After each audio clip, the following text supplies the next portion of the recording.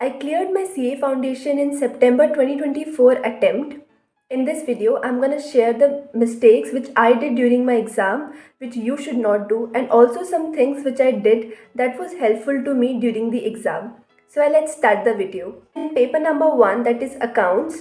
देखो, अगर आप लोग वेल प्रिपेयर्ड हो पेपर नंबर 1 के लिए, आपने रिविजन्स भी कर रखी है, आपको वो वाले क्वेश्चंस करने हैं जो कि आपने लास्ट डे के लिए मार्क कर रखे। अकाउंट्स में फॉर थ्योरी तो जो लास्ट डे रिवीजन के लिए मैंने सीए हार्दिक मनचंदा सर की वीडियो देखी थी। बेसिकली उन्होंने पीडीएफ शेयर किया था टेलीग्राम पे, तो मैंने वो किया था and I think that was enough theory के लिए। तो if you are from that category जिसका अभी तक रिविजन जिसने नहीं किया है अभी तक, तो आप लोग नितिन गोयल सर की, दैट इज़ फ्रॉम पीडब्ल्यू, तो उनकी आप मैराथन वीडियोज़ देख सकते हो। That was really helpful during my exam. मैंने वही वीडियो देखी थी।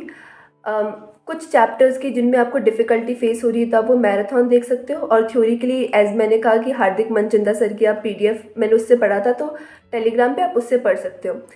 और अकाउंट्स में अगर आपने अभी तक भी एक भी मॉक टेस्ट नहीं दिया है तो प्लीज़ एक बार मॉक टेस्ट तो दे के जाना है एक, क्योंकि मैंने भी आई थिंक नहीं दिया था एग्ज़ाम तक। मैंने एग्ज़ाम के आई थिंक 1 या 2 दिन पहले मैंने फर्स्ट मॉक टेस्ट दिया था अकाउंट्स का। सो या यू शुड राइट ताकि एग्ज़ाम में एकदम सरप्राइजिंग ना हो कि कैसे लिखना है, क्या लिखना है। और ऑल्सो आपको वो वाली वीडियोस भी देखनी है एग्जाम्स में कैसे आंसर प्रेजेंट करना है, तो वो वाले वीडियोस भी देख के जाना। यूट्यूब पे आई थिंक बहुत सारे ऐसे वीडियोस हैं, तो you can see any of them which you think is fruitful. Second अगर हम बात करें second paper that is business laws, तो प्लीज़ जो मैराथन्स वीडियोस होती है एग्ज़ाम से पहले, या फिर जो इंपॉर्टेंट क्वेश्चंस देते हैं कि 50 इंपॉर्टेंट क्वेश्चंस या वॉटेवर, ऐसे जो वीडियोस होते हैं एग्ज़ाम से एक दिन पहले, तो प्लीज़ ऐसे वीडियोस मत ही देखना, क्योंकि मुझे लगता है कि ये थोड़ा टाइम वेस्ट है। बाकी it's your choice. I think exam से एक दिन पहले लॉ में तो स्पेशली आपको सिर्फ रिवाइज़ करना चाहिए। जितना आपने पढ़ा हुआ है उसको अच्छे से रिवाइज़ करो, कुछ नया मत पढ़ना, क्योंकि वैसे भी याद तो आने वाला है नहीं। तो जितना भी आपने पढ़ा है अभी तक उसको अच्छे से रिवाइज़ करके जाना। और जो लॉ की सर्टिफाइड कॉपीज़ है उस पर आई थिंक बहुत सारी वीडियोस बनी हुई हैं यूट्यूब पे, तो आप लोग वो देख के जाना, तो उससे ना वो हेल्पफुल रहती है वो कैसे आंसर लिखना है आंसर प्रेजेंटेशन में, तो वो देख लेना। देखो, वेल स्टार्टिंग जब आप कोई पेपर शुरू कर रहे हो in any of the 4 papers जो भी आप लिखोगे, सबसे पहले आपको फोकस होना चाहिए कि आपको 40 मार्क्स कवर करने। पेपर देख के एक्साइटेड होना कि भाई मुझे सारा पेपर करके आना है। Don't been it. कभी कभार हमें सबको पता है कि हमें एक क्वेश्चन पे ज़्यादा टाइम नहीं देना, नेक्स्ट क्वेश्चन पे मूव करना है, बट फिर भी हम बाय डिफ़ॉल्ट उसी क्वेश्चन पे, एक ही क्वेश्चन पे टाइम देते रहते, पढ़ते रहते, आगे नहीं जाते। एक क्वेश्चन पे मैक्स टू मैक्स 1 और 2 मिनट्स दो, नहीं आ रहा मूव अहेड, क्योंकि आपको बस ये है कि मुझे सबसे पहले 40 मार्क्स अपने कवर करने। एक बार आपके 40 मार्क्स कवर हो गए ना, उसके बाद अपने आप आपका जो कॉन्फिडेंस है वो बूस्ट हो जाएगा, और अब पता है कुछ ना कुछ जो क्वेश्चंस बिल्कुल नहीं आते उसमें भी थोड़ा बहुत लिख दोगे और उसमें भी मार्क्स मिल जाएंगे। So I would suggest you please just focus कि सबसे पहले मुझे अपने 40 मार्क्स कवर करने हैं, उसके बाद जो क्वेश्चन है उन्हें सॉल्व करना। तो कभी कभार जब पेपर शुरू होता है तो हमें स्टार्टिंग के क्वेश्चन लगता है अरे ये भी इतना अच्छे से नहीं आता, वो भी इतना अच्छे से नहीं आता, तो जो आपको जो सब क्वेश्चन सबसे अच्छे से आता है उससे शुरू करना। इट्स ओके कि अगर आगे आप देख रहे हो ये भी नहीं आता, ये भी नहीं आता, ये भी नहीं आता, इतना अच्छे से आप कोई लिख नहीं पा रहे हो, तो बट एक्चुअली क्योंकि जब मेरा लॉ का पेपर था तो मुझे याद है जो लास्ट मतलब जो मुझे क्वेश्चन जो सबसे अच्छे से आता वो लास्ट क्वेश्चन था, but still I started with the first. I don't know why. और लॉ के पेपर में ना कभी कभार देखो, आपने कॉन्सेप्ट पढ़ा है, आपको आता है, तो स्टिक टू योर कॉन्सेप्ट कि हाँ जो ये कॉन्सेप्ट बोल रहा है उसी के बेस पे आंसर है, कि मतलब आंसर लिखना है। देखो, भावनाओं में मत बह जाना, टू बी ऑनेस्ट, कि कभी कभार हमें एग्जाम पेपर क्वेश्चन पेपर में लगते हैं हाँ यार ये बात भी सही है, ऐसे भी हो सकता है, क्योंकि दोनों चीज़ें आपको सही लगती हैं। I hope you will understand कि कोई क्वेश्चन नहीं है कि यार यू विल डाउट कि आपने जो कॉन्सेप्ट पढ़ा होगा ना आपको उस पर भी डाउट होगा, लेकिन यार क्वेश्चन भी सही बोल रहा है बट ये भी सही हो सकता है, दोनों आपको लगेगा दोनों सही है। तो ऐसा कन्फ्यूजन मत क्रिएट करना, जो आपने पढ़ा है, जैसा आपने पढ़ा है उसके अकॉर्डिंग ही आंसर देना।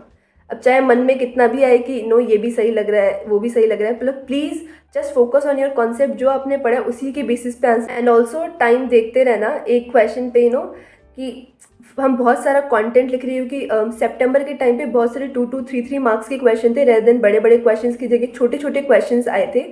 तो 2 मार्क्स या 3 मार्क्स का क्वेश्चन है तो ज़्यादा से ज़्यादा 3 या 4 मिनट लिखना है।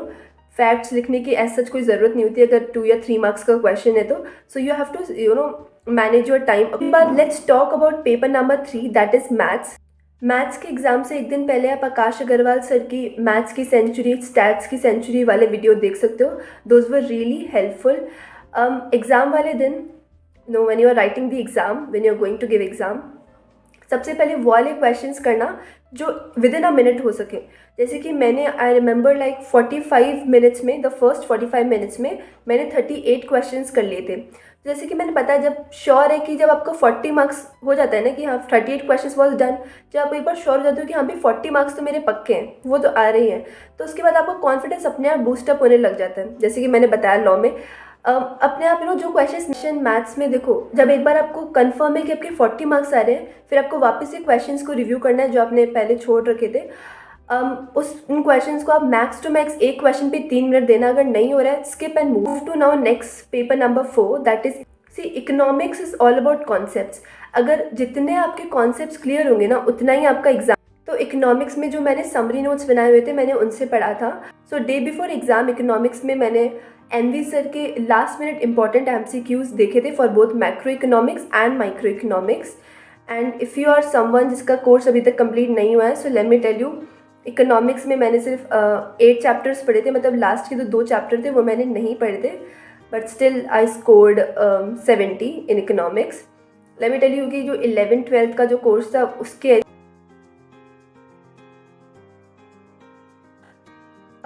इफ़ यू आर समवन जिसने अभी तक मॉक टेस्ट वगैरह भी नहीं किया है, तो प्लीज़ जो लास्ट ईयर का, basically I mean last year not the last attempt, that is September 2024 attempt का जो क्वेश्चन पेपर्स, एटलीस्ट उन्हें तो देख के जाना एक बार कि कैसे क्वेश्चंस आते हैं. फिर ऑल्सो आप लोग मॉक टेस्ट जो भी आए हैं, मॉक टेस्ट 1, मॉक टेस्ट 2, इनके भी क्वेश्चंस एक बार आप, अगर टाइम आपको लगता है अब टाइम नहीं है, आप लोग सॉल्व नहीं कर पाओगे, तो एटलीस्ट एक बार क्वेश्चन पेपर देख के जाना, उनके सजेस्टेड आंसर्स देख के जाना, कैसे आंसर लिखने हैं.